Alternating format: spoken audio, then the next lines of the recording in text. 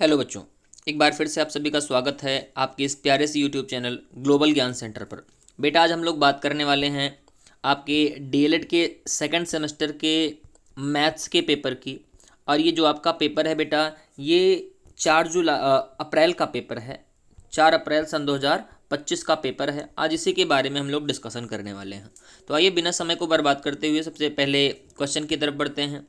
सबसे पहला क्वेश्चन हमको दिया हुआ है, कह रहा है कि यदि किसी त्रिभुज में दो कोण असमान हैं तो छोटे कोण के सामने की भुजा बताइए। सपोज दैट हमने एक त्रिभुज बना लिया और इधर हमने देखिए एक छोटा सा बना लिया क्या, त्रिभुज। और इसमें देखिए दो कोण, क्या तीनों कोण असमान है एक तरीके से। अब हमसे पूछ रहा है कि छोटे कोण के सामने, छोटा कोण यही वाला है ना, तो छोटे कोण के सामने की भुजा क्या होगी।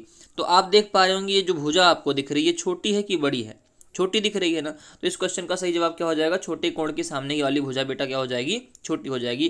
पहले सवाल का तीसरा जवाब सही हो जाएगा। अगला सवाल क्या कह रहा है, कह रहा है योग का तत्समक अवयव है। योग का तत्समक अवयव है। अब ध्यान से देखिएगा, तत्समक अवयव का मतलब क्या है। यहीं पर एक सवाल आपसे और पूछा था योगात्मक प्रतिलोम के बारे में। फिलहाल के लिए यहाँ पर आपको ये ध्यान देना है कि जो योग का तत्समक अवयव होता है वो कितना होता है, वो बेटा 0 आ जाता है। कितना आ जाएगा, 0। क्यों, ऐसा क्यों, क्योंकि हमने आपसे कहा कि चलिए 4 का तत्समक अवयव बताइए, है ना, योग का। तो आप क्या करते हो, -4 करते हो, ठीक है ना। अब इन दोनों को जब जोड़ते हैं तो कितना आता है, तब वो 0 आता है आपका, ठीक है। तो वही आपसे पूछ रहा है कि वो कितना आएगा, तो 0 आता है, ठीक। तो पहले दूसरे क्वेश्चन का भी आंसर 3 हो जाएगा। अगले क्वेश्चन की तरफ बढ़ते हैं। अगला क्वेश्चन क्या कह रहा है हमसे, कह रहा है कि 5x² 5x² में आपको यक्स का गुणांक बताना है। तो यक्स का गुणांक देखो, यक्स को छोड़ दो, बाकी क्या बचा, 5 बचा और y² बचा, ठीक। तो इस क्वेश्चन का सही जवाब क्या हो जाएगा बेटा, इस क्वेश्चन का सही जवाब हो जाएगा 5y²। आगे चलते हैं। अगला सवाल क्या कह रहा है हमसे, कह रहा है कि किसी पूर्णांक का योगात्मक प्रतिलोम ज्ञात करने के लिए उसमें गुणा किया जाता है। अब योगात्मक प्रतिलोम ज्ञात करना है ना, अभी हमने कह दिया 2/3। अब इसका योगात्मक प्रतिलोम क्या होता है, -2/3 होता है, पक्की बात। अब बताओ इसमें किससे गुणा किया गया बेटा, तो इसमें -1 से गुणा किया गया है ना। तो इस क्वेश्चन का सही जवाब क्या हो जाएगा, -1 हो जाएगा। मतलब कि हमको किसी भी चीज़ का योगात्मक प्रतिलोम ज्ञात करना है तो -1 से गुणा कर देते हैं, बस बात खत्म। चले आगे, अगले सवाल की तरफ बढ़ते हैं। अगला सवाल यहाँ पर दिया हुआ है, 5वां सवाल, कह रहा है कि परिमेय संख्या 6/-5, -7/6, -7/-6 में सबसे बड़ी कौन है। तो नॉर्मल सी बात, अगर आप यहाँ पर देखो तो माइनस से माइनस काट दो, 7/6 हो गया। ये पॉजिटिव में है ना, और पॉजिटिव में है तो ये बड़ा हो जाएगा। बाकी दोनों क्या है, बाकी दोनों निगेटिव में है, ठीक। तो बहुत आसानी से आप इसको कर सकते थे।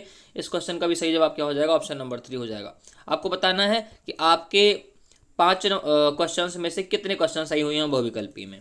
आइए आगे चलते हैं अतुलग उत्तरीय प्रश्नों की तरफ, जो कि 1-1 नंबर के सवाल होते हैं, जिनकी संख्या करीब करीब होती है बेटा कितनी, 6 सवाल इनमें भी होते हैं। देखिए अगला सवाल हमसे क्या कह रहा है, कह रहा है 1 घन मीटर को घन सेंटीमीटर में परिवर्तित कीजिए। चलो देखो, 1 मीटर बराबर क्या होता है, 100 सेंटीमीटर होता है, पक्की बात ना। अब घन मीटर कह रहा है, 1 घन मीटर कैसे, 1 घन मीटर का मतलब होता है 1 मीटर क्यूब, है ना। और 1 मीटर क्यूब का मतलब 1 मीटर गुणे 1 मीटर गुणे 1 मीटर। आप सबको फटाफट बदलो, 100 सेंटीमीटर गुणे 100 सेंटीमीटर गुणे 100 सेंटीमीटर, ठीक है ना। अब देखो यहाँ पर कितना आएगा, 1 2 3 4 5 6 सेंटीमीटर क्यूब, यही आपका जवाब हो जाएगा, ठीक है ना। कितने जीरो लगेंगे, 6 जीरो लग जाएंगे और आंसर आपका आ जाएगा सेंटीमीटर क्यूब में। बात समझ में आ गई। तो ये आपके इस क्वेश्चन का सही जवाब हो जाएगा। अगले क्वेश्चन की तरफ बढ़ते हैं। अगला क्वेश्चन कह रहा है 25 सेंटीमीटर भुजा वाले वर्ग से 5 सेंटीमीटर भुजा वाले वर्ग के कितने वर्ग काटे जा सकते हैं। तो हमको वर्गों की संख्या बतानी है। तो वर्गों की संख्या बताने के लिए सबसे पहला काम क्या करना है, इसको 25 सेंटीमीटर इंटू 25 सेंटीमीटर गुणा करना है ना, डायरेक्ट फॉर्मूला होता है। और नीचे 5 सेंटीमीटर इंटू 5 सेंटीमीटर गुणा कर देना है, बस बात खत्म। 5 5 और ये 25 कट गया, ठीक है ना। आंसर कितना आया, 25। तो कितने वर्ग काटे जा सकते हैं बेटा, 25 वर्ग काटे जा सकते हैं। ये इस क्वेश्चन का बिल्कुल सही और सटीक जवाब हो जाएगा, ठीक है ना। अगले क्वेश्चन की तरफ बढ़ते हैं। नेक्स्ट क्वेश्चन हमसे कह रहा है कि निम्नलिखित आंकड़ों से टैली चिन्ह लगाकर संख्याओं की बारंबारता बताइए। कुछ भी नहीं करना है, यहाँ पर आपको ऐसे लिख लेना था संख्या, एक तरफ लिखना था संख्या, एक तरफ लिखना था बारंबारता, और यहाँ पर लिखना था टैली चिन्ह। क्या लिखना था? टैली चिन्ह। ठीक है ना, ये हमने 3 चीजें लिख ली। अब संख्या कौन सी है? 5 है, 6 है, 5 6 के बाद 8 है और 13 है। इतनी ही संख्याएं हैं ना। ध्यान से देखो, 5 कितनी बार है बेटा? 5 2 बार है। 6 कितनी बार है? तो 6 1 बार ही है। ठीक। 8 कितनी बार? 3 बार। 18 कितनी बार? 1 बार। मतलब 13 कितनी बार? 1 बार। बस टोटल संख्याएं गिन लो। 2 1 3 3 6 1 7 1 2 3 4 5 6 7 8 8 है। इसका मतलब 13 कितनी बार है? 2 बार है। आई थिंक 13 2 बार है। एक बार देख लेते हैं। यहाँ पर हाँ 13 शायद लिखा हुआ है। हाँ 13 2 बार है, बिल्कुल सही जवाब। ठीक है ना। तो 5 कितनी बार है? 5 है 2 बार। 6 कितनी बार? 6 1 बार। 8 कितनी बार? 3 बार। और 13 कितनी बार? 2 बार है। अब टैली चिन्ह कैसे बनाना? ऐसे बनाना, 2 1 3 और 2। ठीक है ना। अगर 5 आ जाए तो 5 में 1 2 3 4 5 ऐसे बनता था। ठीक। अब यहाँ पर कोई 5 है नहीं, तो हमने क्या किया? हमने नॉर्मल सा ऐसे एक टैली चिन्ह बना दिया, और ये आपका इस क्वेश्चन का सही जवाब हो जाएगा। ठीक है ना। आगे देखिए, अगला क्वेश्चन हमसे क्या कह रहा है? अगला क्वेश्चन हमसे यहाँ पर कह रहा है कि ये व्यंजक आपको दिया हुआ है 5x² plus 7xy plus 8z plus 3xy minus 7x² minus 2xy minus 6z minus 10 को सरल करना है। अब सरल करने के लिए ध्यान से देखो, यहाँ पर x² है और यहाँ पर भी x², दोनों घटेगा, कितना आ जाएगा? -2x² आ जाएगा। ठीक है सर। xy यहाँ पर भी, xy यहाँ पर भी, xy यहाँ पर भी, इसको भी घटाइए, तो 3 में से 2 घट गया, प्लस का कितना आ जाएगा? 8xy आ जाएगा। ठीक। उसके बाद जेड वाला दिया है ना, तो जेड वाले में क्या आ जाएगा? प्लस का 2z आ जाएगा और माइनस का 10 आ जाएगा। यही इस क्वेश्चन का क्या हो जाएगा? बिल्कुल राइट आंसर हो जाएगा। मिला लीजिए फटाक से आप लोग। ठीक है ना। 7 3 10, 2 में 8 गया। हाँ बिल्कुल एकदम सही है भैया, एकदम सही जवाब इस क्वेश्चन का। मिला लिया, लिख लिया। चलिए आगे चलते हैं। अगला क्वेश्चन कह रहा है परिमेय संख्या की परिभाषा दीजिए। बेटा परिमेय संख्याएं वे होती हैं जिनको हम लोग p/q के रूप में व्यक्त कर सकते हैं, जहां पर q 0 आपका नहीं होना चाहिए। ठीक है ना। जैसे मैंने कह दिया 3, तो 3 एक परिमेय संख्या है। क्यों? क्योंकि 3 को हम लोग 3/1 के रूप में लिख सकते हैं। ठीक है ना। मैंने कहा 4/5, ये भी एक परिमेय संख्या है। मैंने कहा 18/0, तो ये एक परिमेय संख्या नहीं है। ये इस बात का आपको विशेष ध्यान रखना है। ठीक है ना।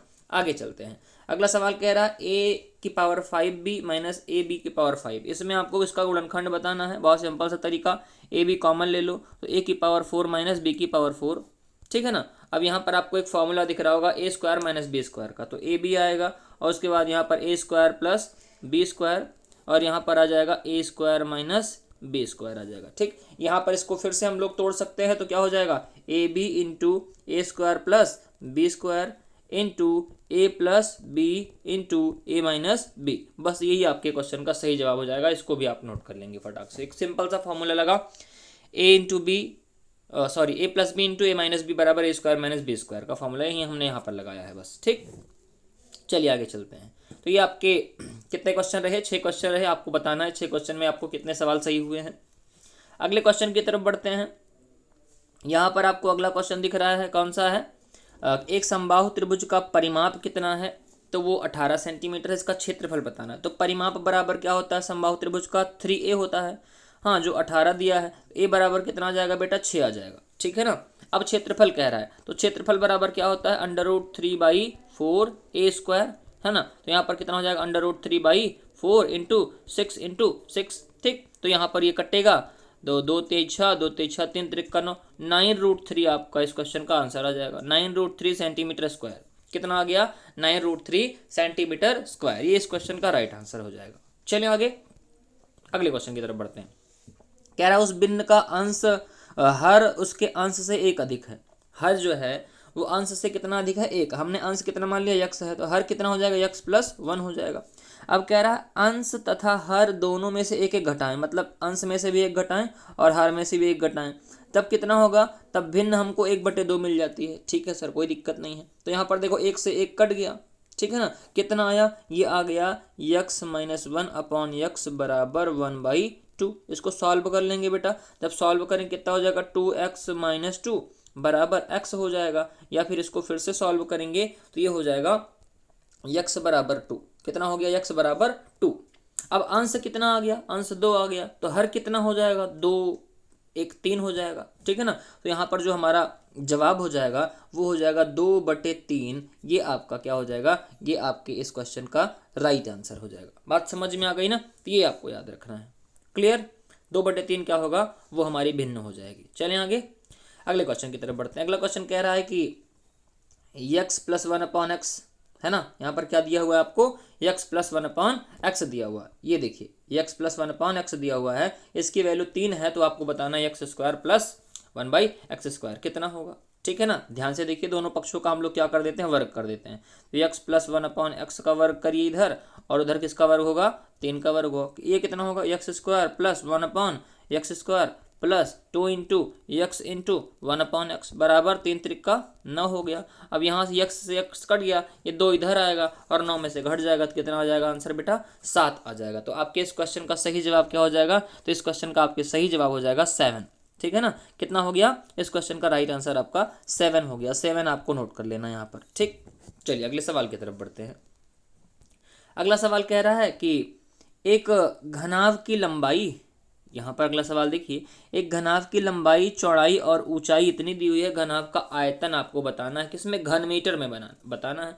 तो देखो सरल सा तरीका, सिंपल सा तरीका, जब आपको पहले ही पता चल गया घन मीटर में बताना है तो सबको घन मीटर में ही लिखो। लंबाई कितनी है, 80 सेंटीमीटर, या इसको हम लोग लिख देंगे 0.8 मीटर, ठीक है ना। उसके बाद यहाँ पर क्या दिया हुआ है, चौड़ाई दिया हुआ है, लेंथ हो गया, ब्रेड्थ हो गया, ब्रेड्थ कितने देते हैं 40, मतलब 40 का मतलब 4 मीटर हो गया। और हाइट कितनी दी हुई है, तो हाइट आपको दी हुई है 1 मीटर 20 सेंटीमीटर, 1.2 मीटर इसको लिख सकते हैं। अब आयतन आपको बताना, आयतन क्या होता है, LBH होता है, रखते हैं। तो ये कितना हो जाएगा, 8 चौके 32, गुणा करते हैं, 8 चौक 32 हो गया। उसके बाद 32 में 12 से गुणा करिए, 12 दूनी 24 की 4 हासिल 2, और 12 3 36, 37 38, ये आ गया। अब कितने अंक पे दशमलव, 3 अंक पे दशमलव ना, 3 अंक पे दशमलव लगाओ, यहाँ आगे 0 लगा दो, और ये कितना हो गया, मीटर क्यूब हो गया। तो ये आपके इस क्वेश्चन का बिल्कुल सही और सटीक जवाब हो जाएगा, 0.384 मीटर क्यूब, ठीक है ना। इसको भी आप लोग लगा लेंगे। आगे नोट हो गया। चले अगले सवाल की तरफ। अगला सवाल हमसे कह रहा है कि माध्यिका बतानी है, किसकी किसकी बतानी है, 4, 11, 16, 15, 12, ये आपको इसकी माध्यिका बतानी है। फिलहाल बेटा माध्यिका बताने के लिए इसको हम लोग पहले असेंडिंग ऑर्डर में लिखेंगे। सबसे पहले 4 आएगा, फिर 5 आएगा, फिर 7 आएगा, फिर 9 आएगा, फिर 10 आएगा, उसके बाद 10 के बाद 11, फिर 12, फिर 15, फिर 16, है ना। ये हो गया असेंडिंग ऑर्डर में।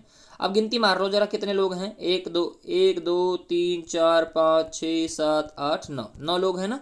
तो 9 लोग विषम है, n की संख्या क्या है, 9, जो कि क्या है, ऑड है। और ऑड के लिए फॉर्मूला क्या बनता है, ऑड के लिए फॉर्मूला बनता है n/1, n + 1/2वां पद, है ना। n/2 का मतलब n की वैल्यू 9 है, तो 9 + 1 10वां पद, हाँ 10वां पद का मतलब 5वां पद, 10/2वां पद का मतलब 5वां पद। अब यहाँ पर देखो 5वां पद कौन सा है, पहला, दूसरा, तीसरा, चौथा, 5वां। यही आपके इस क्वेश्चन का क्या हो जाएगा, राइट आंसर। तो इसकी माध्यिका कितनी हो जाएगी बेटा, इसकी माध्यिका 10 आ जाएगी, वो आपको सही जवाब आपका 10 हो जाएगा। बात समझ आ गई ना। चलिए आगे चलते हैं। आगे देखिए, कह रहा है कि एक त्रिभुज ABC है और PQR है। आइए फटाक से बनाते हैं। ये हमने बनाया ABC, है ना, और फिर हमने बनाया PQR। यहाँ पर एक त्रिभुज हमने और बना लिया, 1 मिनट, ये हमने बनाया, ऐसे बना लेते हैं नॉर्मल सा, ABC, और फिर से हमने बनाया PQR। देखो कह रहा AB 3.5 सेंटीमीटर है, AB कितना है, 3.5 सेंटीमीटर। BC जो है वो 7.1 सेंटीमीटर है, और AC जो है वो 5 सेंटीमीटर है। अब इधर आपसे कह रहा है जो PQ है वो 7.1 है। PQ कहाँ गया, ये 7.1 हो गया, ठीक है ना। PQ कितना, 7.1, और QR जो है, QR वो 5 सेंटीमीटर है, और PR जो है वो 3.5 सेंटीमीटर है। कितना, 3.5 सेंटीमीटर। अब बताना है त्रिभुज की सर्वांग समता का परीक्षण करना है। तो बेटा बिल्कुल सही बात है। देखो ये वाली भुजा है ना, मैं थोड़ा कलर बदल लेता हूँ तो आपको बढ़िया समझ में आएगा। चल, ओह शिट, कट गया, कोई बात नहीं, फिर से बनाते हैं। देखो ये हमने बनाया एक त्रिभुज, और इधर भी हमने बना दिया एक त्रिभुज, ठीक है ना। ये हमने दे दिया ABCPQR, ऐसे लिखा। अब आपको यहाँ पर देखना है कि जो AB है, AB कितना है, वो 3.5 है, ठीक। BC जो है वो 7.1 है, और AC जो है वो AC कितना है 5 सेंटीमीटर। वैसे यहाँ पर PQ जो है PQ 7.1 है और QR जो है वो 5 सेंटीमीटर है और ये 3.5 सेंटीमीटर है। बस कुछ नहीं करना है, थोड़ा सा हमको यहाँ पर ध्यान देना है। और वो ध्यान क्या देना है कि देखो आप ये वाली भुजा इसके बराबर है, ठीक है ना, और ये AC जो है ये इसके बराबर है 5 के, और ये वाली भुजा जो है वो इसके बराबर है। तो हम लोग साइड के हिसाब से बता सकते हैं कि ये जो दोनों त्रिभुज हैं ये सर्वांग सम है। लेकिन सर्वांग समता बेटा लिखेंगे कैसे, सबसे बड़ी बात ये है। तो हमको लिखना कैसे, ध्यान से देखिएगा कि त्रिभुज ABC कैसे चले हम, 5 के बाद 7 और 7 के बाद 3.5 है ना। तो वैसे यहाँ पर भी चलना है, पहले 5 का मतलब R, त्रिभुज R। अब आगे चलिए 7 की तरफ, R के बाद Q, फिर P की तरफ, ठीक है ना। ये दोनों त्रिभुज ऐसे सर्वांग सम होंगे। त्रिभुज ABC सर्वांग सम, सर्वांग समता का चिन्ह ये होता है, सर्वांग समता का चिन्ह ऐसे लगाते हैं हम लोग। हाँ, तो त्रिभुज ABC सर्वांग सम है किसके, त्रिभुज RQP के। किसके बेटा, RQP के, ठीक है ना, क्योंकि यहाँ पर भी हमको ऐसे ही जानना है, यहाँ पर भी हम लोग ऐसे ही आए हैं। तो RQP के सर्वांग सम बताना है, ना कि PQR के। किसके, RQP की आपके सही जवाब हो जाएगा आपके इस क्वेश्चन का। अगला सवाल कह रहा है कि एक हौज है, हौज का गाँव में जगह हौदा कहती भैया, जब पानी वानी भर जाता टंकी कहते हो ना, तो वही हौज है। और उस हौज का आपका क्षेत्रफल कितना है, ये 2 है और ये 5 है। बट हौज की कुछ हाइट है, हौज की क्या है, कुछ हाइट है। तो उस हाइट के बारे में भी आपको थोड़ा सा बात करनी है। ये हौज की हाइट हो गई, जिसकी हाइट 1.5 मीटर है। तो आपको बताना है कि हौज में कितने लीटर पानी भरा जाएगा। कुछ नहीं करना है, लेंथ ब्रेड्थ और हाइट दी गई है उसी पर रखना है, 5 मीटर, 2 मीटर, 1.5 मीटर। चलिए करते हैं, तो कितना हो गया, 5 दूनी 10 गुणे 1.5 है ना, 1.5। और उसके बाद ये कितना आ जाएगा बेटा, ये आ जाएगा 15 मीटर क्यूब, है ना। अब 15 मीटर क्यूब आ गया। अब 15 मीटर क्यूब में आपको बताना है कि कितना पानी आएगा, लेकिन हमको लीटर में बताना, तो 1 मीटर क्यूब बराबर 1000 लीटर होता है। तो 15 मीटर क्यूब का मतलब हो जाएगा 15,000 लीटर पानी आएगा। उस हौज में कितना पानी आएगा, 15,000 लीटर पानी आपके उस हौज में आ जाएगा, ठीक है ना। क्यों ऐसा, क्योंकि 1 मीटर क्यूब बराबर होता है 1000 लीटर। कितना, 1000 लीटर। बात समझ में आई। तो ये आपके 18 के 18 सवाल रहे, जो कि DLED की सेकेंड सेमेस्टर की परीक्षा में आपके कब की बात है, ये बात है 4 अप्रैल 2025 की, ठीक है ना। ये आपका 4 अप्रैल 2025 का पेपर है DLED सेकेंड सेमेस्टर का। आपको बताना है कि आपके 25 नंबर में से कितने मार्क्स आ रहे हैं और कौन सा क्वेश्चन आपका सही हुआ है या फिर कौन सा क्वेश्चन गलत हुआ है, ठीक है ना। तो वीडियो पसंद आई है तो वीडियो को लाइक करेंगे, चैनल को सब्सक्राइब जरूर करिएगा, क्योंकि आने वाले टाइम में हम लोग ऐसे ही कोर्सेज के रिगार्डिंग ऐसे प्रीवियस ईयर क्वेश्चंस और नए नए क्वेश्चंस लेकर के आते रहेंगे, जो कि आपकी परीक्षा के दृष्टि से बहुत ही महत्वपूर्ण होंगे। तो अभी के लिए इतना ही, दीजिए इजाज़त, मिलते हैं आपसे अगली वीडियो में। तब तक के लिए Jai Hind, bye bye, take care.